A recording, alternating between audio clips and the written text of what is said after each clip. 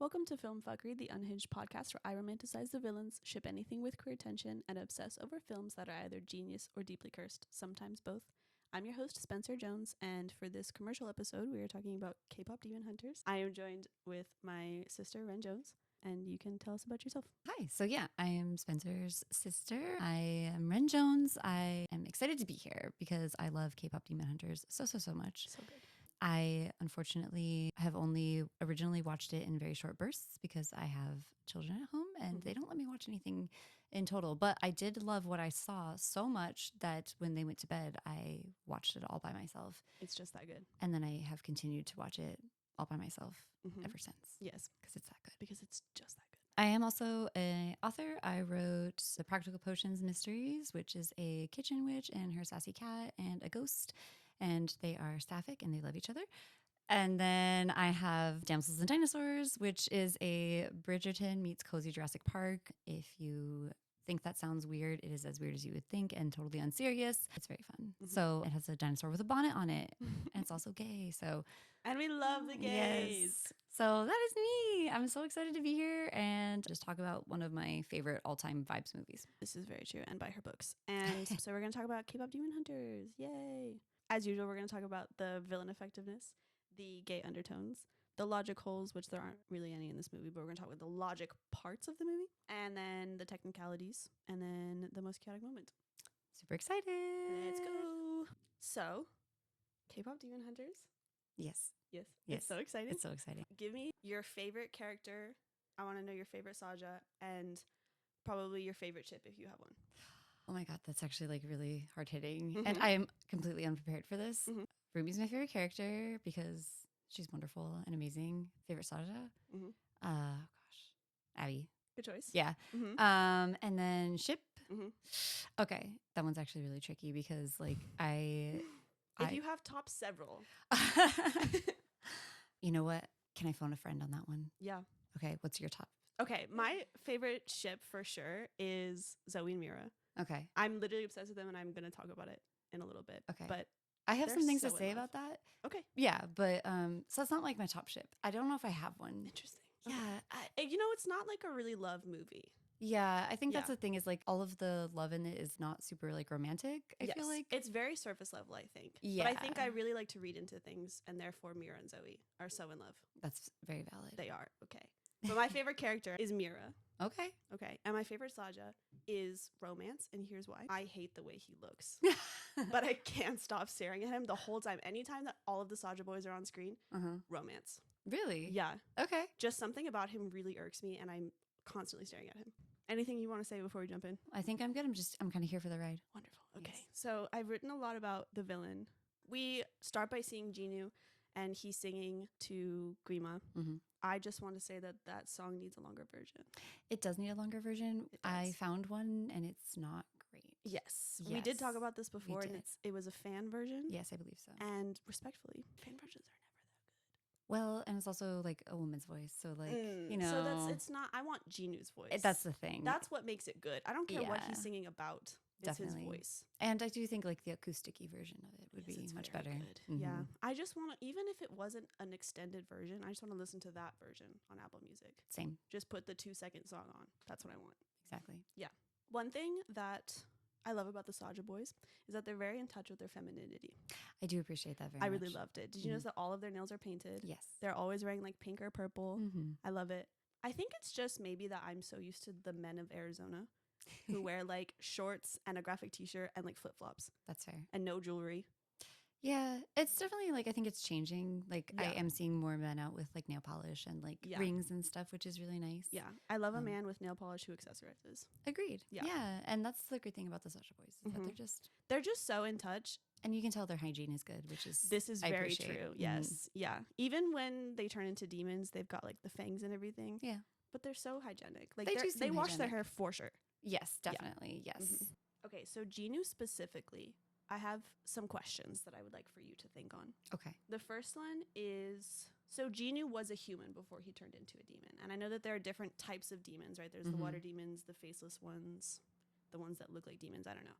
But I wonder if there are other ones that are humans that turned into demons. I wonder if that's like a genre of the demons, or if Jinu's just special. So the way that I had interpreted it, and maybe I'm like completely misunderstanding the situation, is that a lot of the demons were human and then they became different types.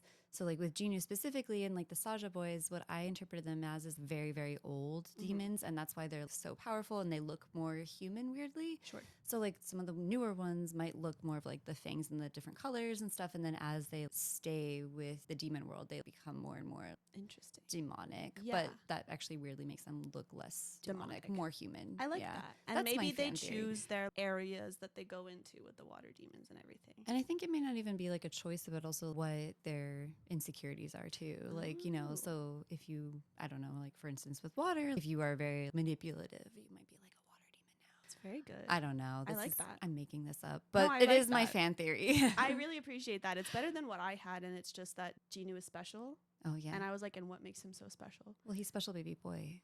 He is a special baby boy. You're So, right. Yes. There's that. Yeah.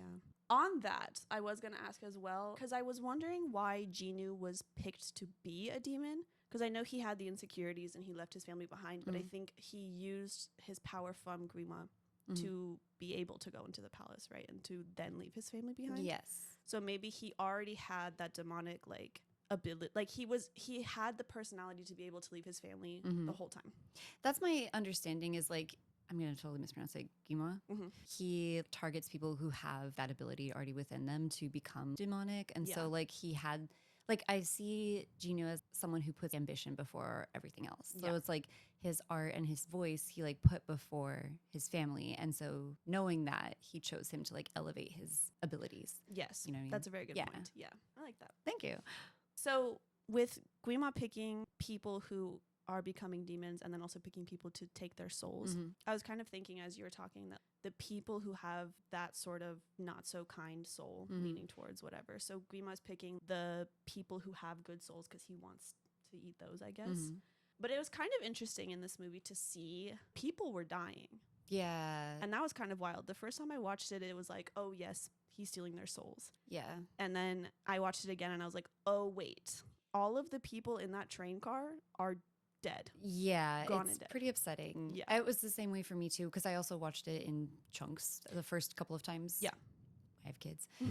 So I thought of it as like a supernatural thing when Sam loses his soul. I'm like, oh, they're just wandering around soulless. Right. But then there's that thing about like missing people. And I was like, oh God.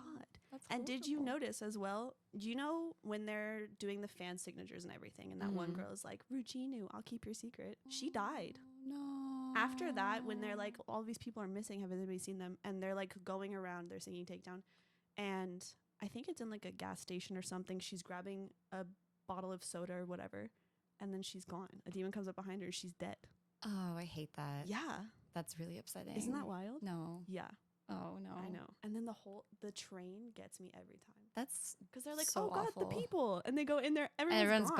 gone. Yeah. What I assumed at first when I watched it, it didn't quite click for me that they were dead. So I was like, oh, they see the Saja boys on their TikTok or whatever. I was like, oh, well, later on they go to the Saja boy concert. So maybe they got like taken into their phones and they're like, I have to go immediately drop everything, get off this train. Right. They were dead. That's dark. It's actually so bad. But you know what? Sometimes death in children's movies is needed. You know, I do agree. I think on a mass scale, a little rougher, but yeah. Yeah. Yeah. But it's subtle. There's no death on screen. There's no on-screen death. That's true. important. And it does seem, at least it's quick, That's true. you know, Semi-painless. semi-painless. Yeah, I hope. So when they do steal souls, I like to think that when the soul goes back to Guima, he inherits that soul. The only reason that I think this is because in the bathhouse scene where they're in the men's bathhouse and he's like, this is the men's. And like, sorry. And the guy, he's singing Soda Pop. And then the soul goes back to Guima and Guima sings Soda Pop the same way that the old guy does. Okay. So I'm like, he is living that guy's last moment. And I also feel like he just inherits probably their knowledge and their soul and their whatever. Yeah, that would make sense why the soul is like a powerful, like, feeding force is because it Yes. has like all the memories and like the personalities and stuff. Yeah. Exactly. It's not just like a thing. Yeah. With Guima stealing souls, he's not going and doing it. It's the demons doing it. And it kind of is like the only thing that they get out of it is not dying. And it reminded me of in How to Train Your Dragon. I don't know if you've seen that recently or remember it at all. That's okay. A little bit. So, well, good. Well, I'll teach you. Okay. So basically what it is all of the dragons are stealing these things from the Vikings. Okay. And they learn that they're stealing those things for a giant dragon that they have to take back to the lair, and they give the dragon the food. So none of the food is actually for them. They're just doing it to not be eaten by this giant dragon. I find it interesting, that dynamic of things where it's like you don't get any of the souls. The only thing you're gaining is not dying. Can I maybe compare it to late stage capitalism? Yes. That's probably what it is. Yeah. But yeah, no, it's like funneling. Well, I didn't even go that big of a scale, but yeah. Well yeah. Done. I only realized it in this moment when you compared it to How to Train Your Dragon. I'm like, oh, so capitalism then. You're like, I know that feeling. Like, oh. Wait, I do that. I relate because I also don't want to die. So I function in a society where I funnel goes to the billionaires. So, demons and the common folk have a lot in common. Oh my God. That's a sad realization I just had. Yeah, it is. I'm glad we came to that together. Yeah. Wow. Okay, moving on. Speaking of the common folk, I want to talk about Derpy and Susie. Do you know who those are? Yes, I do vividly now. Yes. Okay. Yeah. So for those of you that don't know, Derpy and Susie, Derpy is the tiger and Susie is the magpie. I did a little bit of research for this time. I'm not just going blazing in talking about shit because I wanted to be accurate and respectful. So wonderful. They are based on a Korean art form called minhwa, maybe minhwa. And the tiger, he represents protection and authority, and he's often seen as very foolish because, what is it called? It's not the common people, it's the other people. The aristocracy? Yeah, the aristocracy, because they're foolish. And then the magpie represents good fortune and also the common people. And so then Jinu making the hat symbolizes authority. And so he was giving authority to the aristocratic people. And the magpie is clever, and he's able to steal it back and giving power back to the people. I love that. Which is a very small thing, but I feel like that ties into the capitalism. Yeah. I mean, I'm starting to make all these connections now there. Right? So that's I'm like, pretty whoa. great. So the scene where Derpy and Susie are in Rumi's room and she's singing the takedown lyrics and Mira comes in, the part where Derpy is trying to lift up the basket again, I feel like it was a funny moment because it kind of goes back to when he was trying to lift up the flower pot. But I also think that what happened was he stole one of the lyrics sheets for later on when the demons were singing takedown on the stage. Yeah. And I thought that was really cool. But I'm also wondering how Mira didn't see that. Yeah. I mean, especially because like in that moment, Mira is talking about how perceptive she is. No, exactly. That's what I'm saying. It looks like she looks right at him and then turns. Yeah. And yeah, I'm she does. Confused. Actually. Yeah. But yeah, I don't know how to really interpret that. It could be just like a silly thing, or it could be like something more like spiritually involved with that. Yeah. I've seen a lot of things being like, Mira's obviously a demon, but it's also from a lot of people being like, well, obviously Mira and Mystery are siblings, which is silly, but maybe she has connections to the demon world and she's like, I've seen the tiger before. Or maybe because she's a human, she can't see the tiger. That is a very good point. Yeah. Well done. Thank you. Because yeah, if you think about it, if it's like a tiger that goes between the two worlds and is very spiritual, then maybe only demons can actually see. That is a very good point. Which kind of makes sense. I like that, but I counter it with the fact that Zoe is wearing a Derpy sweater at the end. This is true. Unless Rumi made it for her, she doesn't know who that is. That's true. She could be like, by the way, there's this tiger named Derpy, and you would love him. Yeah, here's that's the true. sweatshirt. Yeah. Speaking of the sweatshirt, I was going to talk about this later, but I like to think that at the end when Jinu is gone, that because Derpy is a symbol of protection, that he's watching over them. Aww. And I think that was very cute. I like He's that. protecting them. That makes me happy. So when Jinu does die, though, it was very sad. But I also think it was kind of needed because he did get his soul back, but that was kind of his only way of freedom. Yeah. I mean, I think when we're talking about villain effectiveness, you know what I mean? Yeah. I think he's a very effective villain because at no point is he super remorseful. No. It's really only at the very end that he does. And so I think that getting his soul back still does not mean freedom for him because it's like he's still trapped in his own hell, basically. Yeah. Yeah. Because he is still the same person that did leave his family. And although people doing bad actions doesn't make you a bad person, he still is a demon. Yeah. And I think there's no way of like escaping that. And it's like, you know, certain bad actions don't make you a bad person and you can recover and heal from that. But at the same time, there are some things that can't be undone. And like you left your family to die and that cannot be undone. And that did happen. Yes. So. And so like, yeah, you can heal and make your life better. But I think that you're always going to carry that that pain with you and stuff. So Yeah. he could never be free. That's true. And it is a way of also escaping his pain because Guima was never going to let him forget it. And he was never going to be free of Guima either. So that's his way of being free. Yeah, exactly. Like that was the only option for him for sure, which is still self-serving. This is very true. Yeah, well done. Thank you. But I do think, though it was self-serving, that's very good. Wow, I'm like, that took I have me a lot back. of complicated feelings about Genu, so that's why. Yes, no, I like it. I like it. Because I get so many things on TikTok of Genu and Rumi, and people are like, I can't believe they never got together. They didn't even get to be lovers. And I was like, well, I feel okay about it. I feel like they did the I'm right good thing. with that. Yeah. I did appreciate when Genu and Rumi were singing Free, and he's like, oh my god, I can't hear Guima's voice, but that's because Guima was being silent on purpose. He is watching Genu this whole time being like, you didn't actually think that was going to happen. Yeah. So I think that was the turning point, because he kind of was like, maybe I can do better, maybe I can help, and he was willing to help Rumi for a split second there. And then Guima was like, you didn't actually think you could do that, and he was like, no, you're right. And then he was self-serving afterwards, so he almost was there, right? And then no. And that's why I think I appreciate that they didn't have an actual romance happen, because like I don't think it would have been just like the consent issue there. I feel like is wildly out of control. Yes, very true. So yeah, I appreciate that he thought about it and he was like, maybe I can do this, but you never know if he would actually have pulled the trigger to like go through with it. Right. And then he realizes that he can. So he's like, okay. Also talking about that scene right before Genu dies. My first question is, do you think Guima is actually hot fire, or is he just like visually fire? I think it's like visually fire. I feel like if anything, the muted red of it is like he's cold. And so it's like a cold and unfeeling underworld. I like that. Yeah. It's like when you touch the fire, there's nothing. Yeah. Well, that makes me feel better because it's hot right now in Arizona. And I was watching that scene and I was like, oh God, can you imagine being in a stadium with a fire that big? No. Yeah. That would break me out of the mind control immediately. Or I would just be like, take my soul. Honestly. Like, I can't take it anymore. Yeah. I'm done. You go outside and it's already like Guima right in the face. It's literally Guima. Yeah. He just smacks me right in my face. That's definitely true. I also just want to say to you and everybody else that Idol is objectively the best song. Objectively, yes. And the people who don't agree are wrong. I'm actually all about that. Yeah, no, I definitely think that is the best song. It's not even close. There's nothing wrong with me for thinking that. No. I'm a very and healthy, we are correct person. Yes. We are right. And I think that though Guima would break me out of the spell and I would be like, get me out of here, Idol would make me stay. Yeah, Idol would. I'd be broken out and then I'd be like, oh, wait. Yeah. Wait, this is really good. Be like, actually, wait, I do want to get on my knees. Hear this like, real quick. and then I'll go after. Yeah. So at the end, Genu does risk his life and he gives Rumi his soul, he says, and it turns into her sword is what I've heard people say. Yeah, it seems like it fueled her sword. Yes. Yeah. Which I like. But it also got me thinking that the demons steal the souls for Guima, but the hunters also are using souls. I feel like they're the opposite of the demons because they need the souls, but they're not stealing the souls, they're filling the souls. Oh yeah, I like that. That's kind of cool. Other than Rumi's like the balance between the two. Yes. Yeah. That's all I have for villains. Love it. Wonderful. Now we're going to move on to gay undertones. Okay. So this is where I actually have almost nothing to say. And the thing is, I called Legend of Korra immediately. Okay.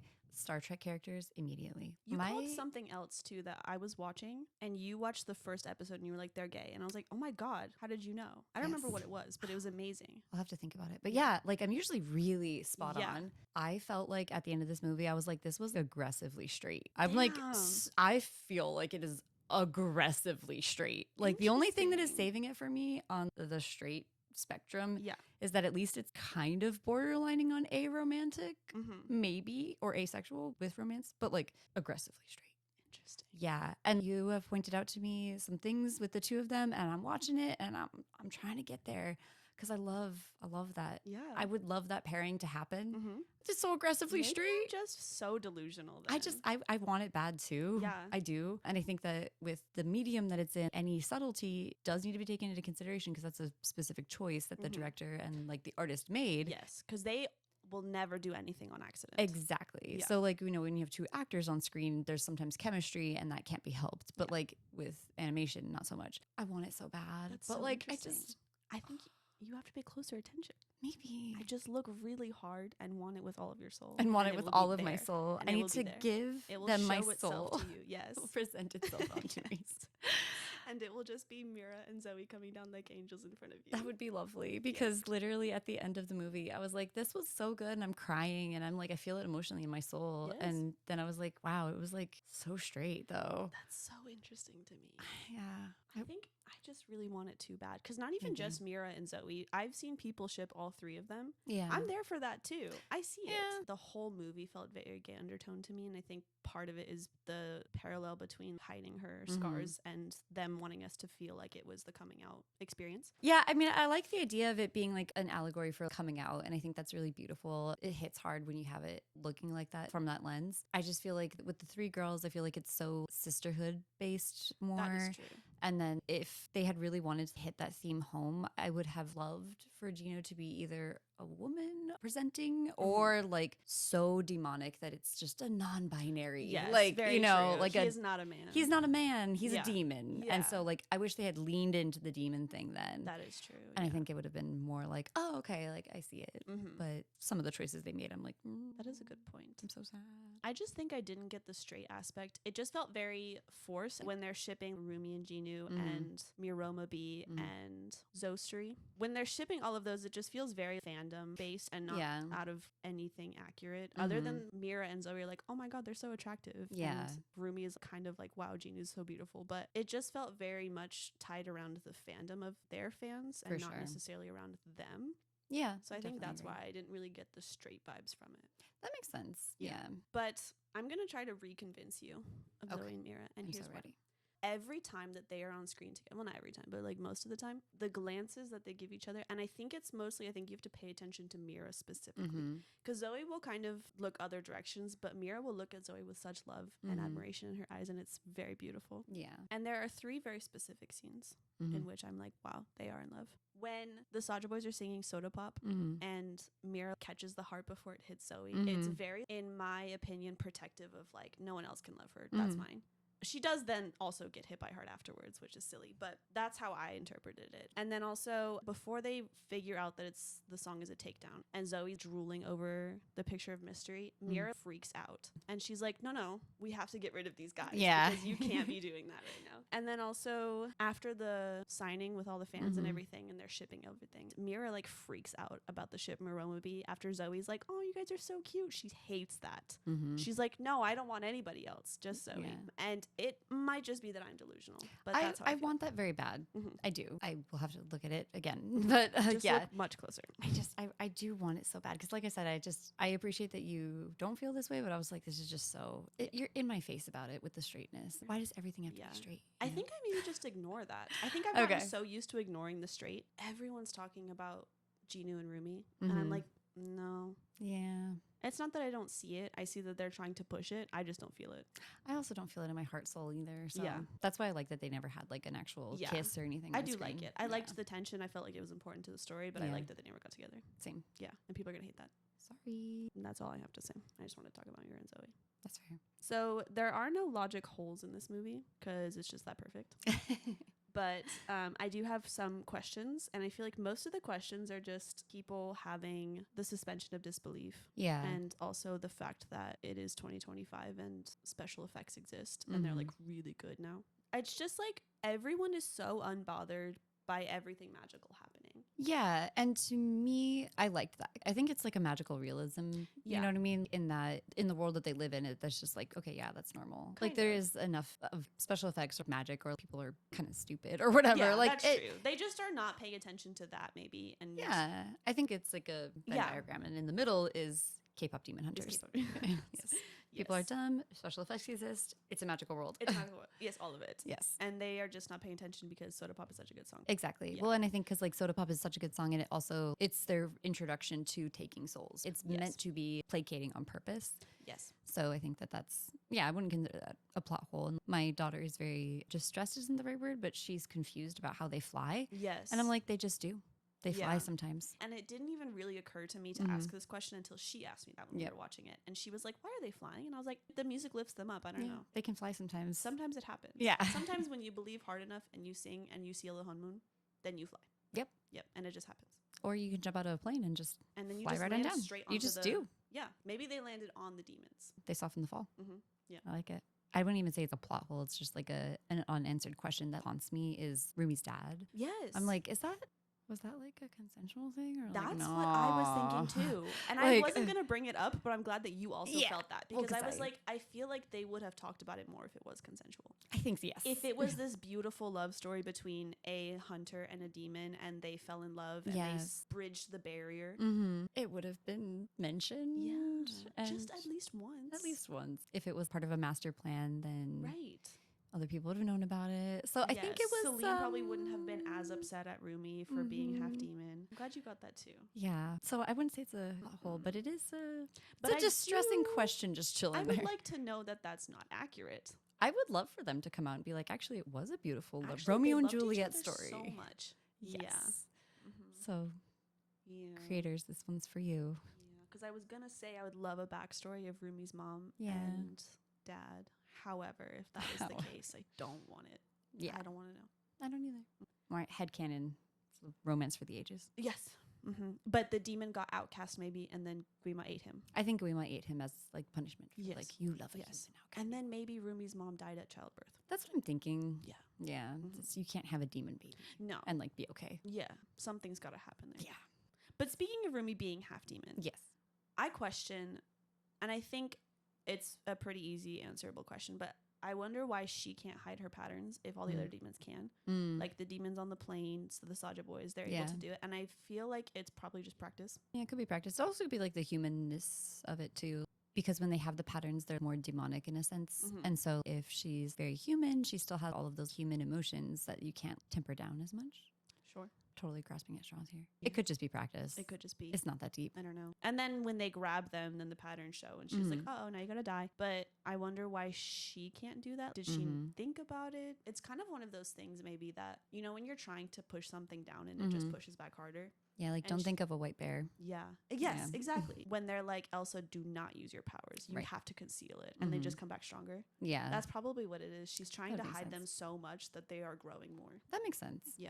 I just thought about that. This is just a small thing, but I liked that their weapons came from the home moon. And I also liked that they were able to seal the home moon with the weapons. I think that's really cool. I thought that was really cool. That was a very useful thing. But I also think that there were moments when they were fighting the demons that it was really difficult and then too easy. You know, a bajillion demons come out of that giant seal on the train and they're like, oh God, there's too many. And then Mira just hits her weapon onto the train. They're all gone. Yeah, that is the thing is like the demons are really inconsistently powerful. Yeah. Maybe they just use all of their power at once and they just have to wait it out or something. Or maybe once they seal enough things, it's easier to kill them. Yeah, that could be. Maybe, yeah. It like strengthens them if it's more sealed. Yeah. Very possible. I don't know. Maybe it's just because Mira is feeling so deeply. That could be. Maybe it's a feeling thing. The way they're just slicing through them sometimes. I'm like, yeah. I'm like, wow. Okay. I also have a headcanon. The doctor that they go to for the tonics, I think he actually sells tonics that work. Yes, I'm glad that you think that because I independently also came to that conclusion. Because he was so cheeky when he was like, I have the perfect thing for you. I think that what it was is he could see what was happening with Rumi. Maybe not necessarily the demon part, but he saw something was happening there and that she had to figure out on her own. But he was trying to do a placebo effect thing. I think the grape juice was very much a placebo effect. I took it as he didn't know how to help her. So he just was like, you have to help yourself kind of thing. This will hopefully push you in that direction. But yeah, my headcanon is for sure that dude's magical. He absolutely is magical. Yeah. He has so many tonics that work. He can see people's things happening. Yeah. I'm glad that you also came to that conclusion. Oh, yeah. So I'm not crazy. No. Or we're both crazy. Maybe. This is also just a little thing, but I like that in the scenes where they're resting, they're not wearing makeup. That was a very intentional thing. And I liked that they are beautiful, but they're not perfect. They have bags under their eyes and they have little blemishes and they look kind of tired, which I like because that's how I look too. Same. Yeah. No, I appreciate like the little wrinkles under here that they get. I love it. But I also think it's funny that they do not take their hair down. But I think if I were Rumi, I would not take my hair down unless I absolutely had to. Because to have to redo that is insane. No, that would be crazy. Just super glue it. Yes. And then when my hair grows out a little bit, then I would redo it. But it's really just a lot of hairspray and pushing the strays back in. Yep. This is something that I found confusing. I think you'll probably be able to help me with it. At the end, when they are going to the Saja Boys concert, all of their demon selves are talking to themselves. I understand that concept within itself of your insecurities being a demon and talking to you. but I'm confused by the fact that the Saja boys are able, or Guima or whoever is able to like tap into that and make them all feel that way. And then I also feel like it kind of wasn't really accurate to the rest of the demon story.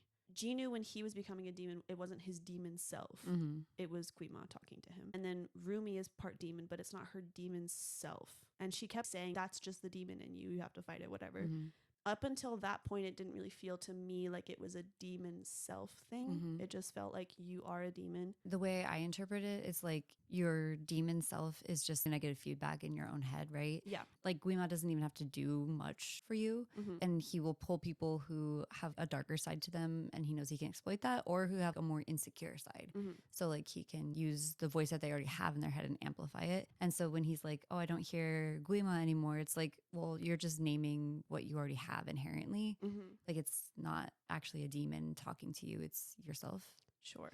But I do think that at the very end, when all of a sudden the Saja boys are getting everybody to funnel into the stadium because their demonic voices are so strong, that's like, what are we doing here? Like, you know, yeah. I think it just felt like too easy. It did feel too easy. And it's like, okay, I get that the Honmoon is weak, but I don't know how that would amplify your own insecurity. Right. With the three girls, it makes sense because they were at their most low. Yes. And Bobby. Love Bobby. Love Bobby. Justice for Bobby. Let's take a moment.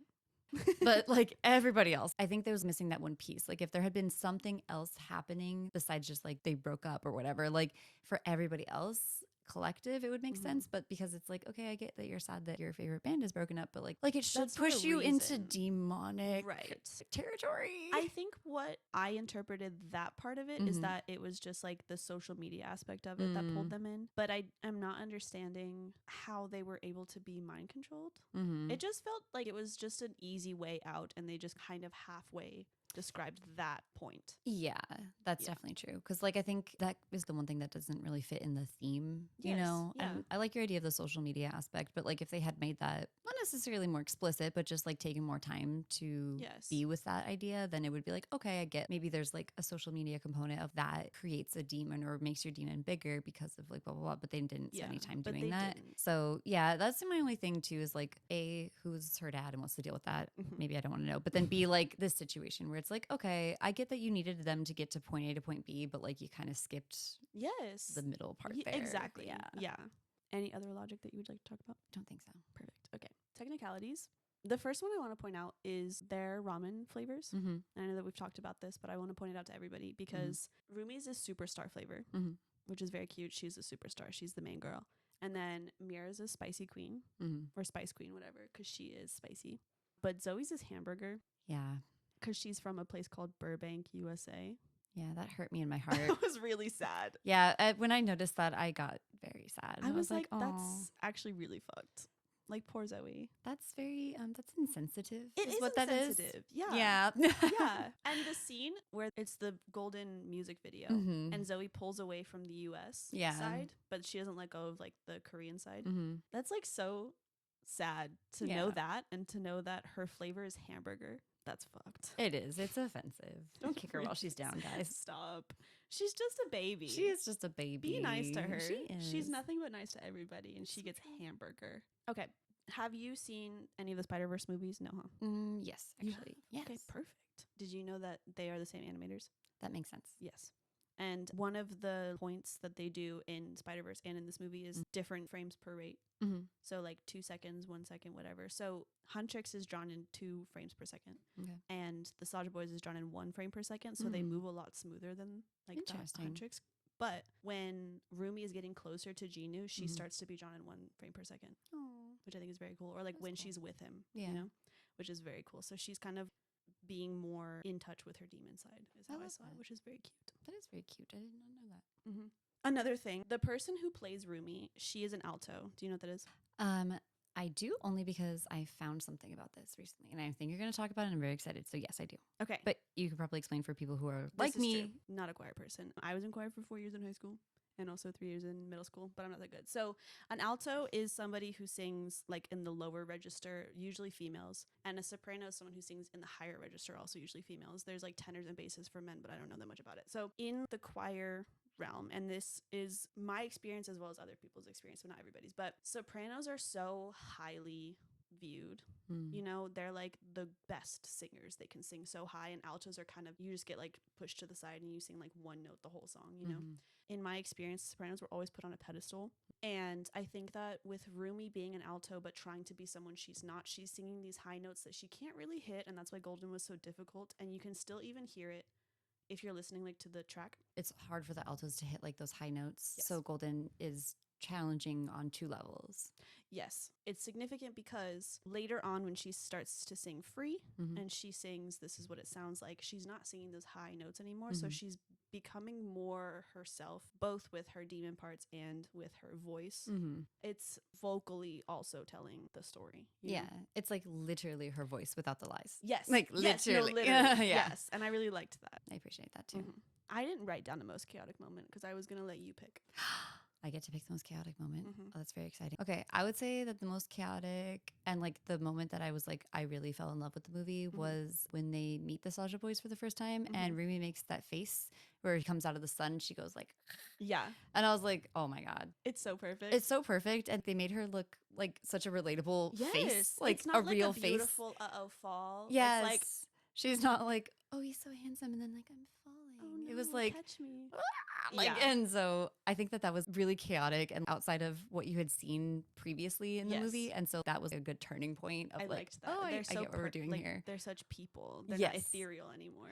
Exactly. Yeah. I've seen people compare it to like K-dramas, which I've never seen. Yes. But I like that it was like supposed to be romantic and he's about to let her up and he's like, watch yourself. Yeah, exactly. Yeah. So like that whole thing was like, it was so good. So good. Because it was like a parody, almost satire, I guess. Because it is saying something. But like, I felt like that was when I fell in love with the moment. And I'm like, this is really a chaotic movie. Like, this is kind of crazy. I also saw a parallel with the person who plays Rumi. She was in a different, I think it was a show. I don't know what show.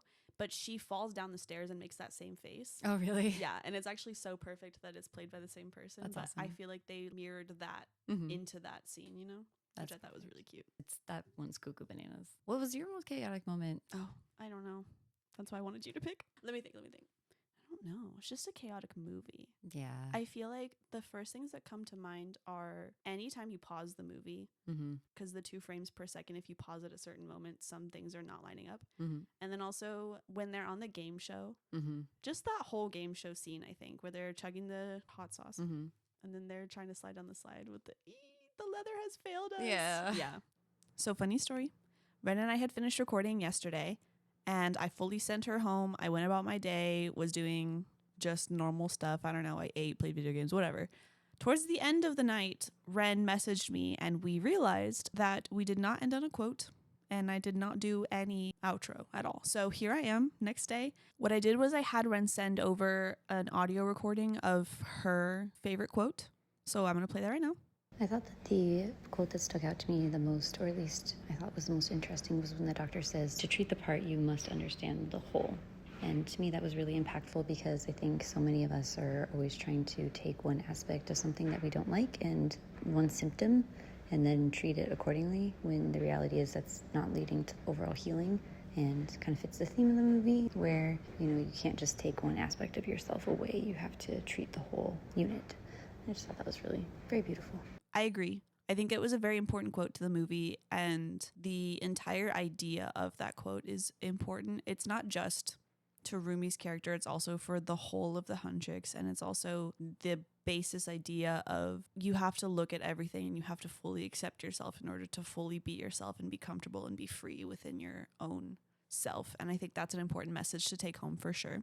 I didn't write down a quote, which is probably why we forgot it. But the first thing that comes to mind, and only because it's been running through my head since this movie came out, is heels, nails, blade, mascara, fit check for my napalm era.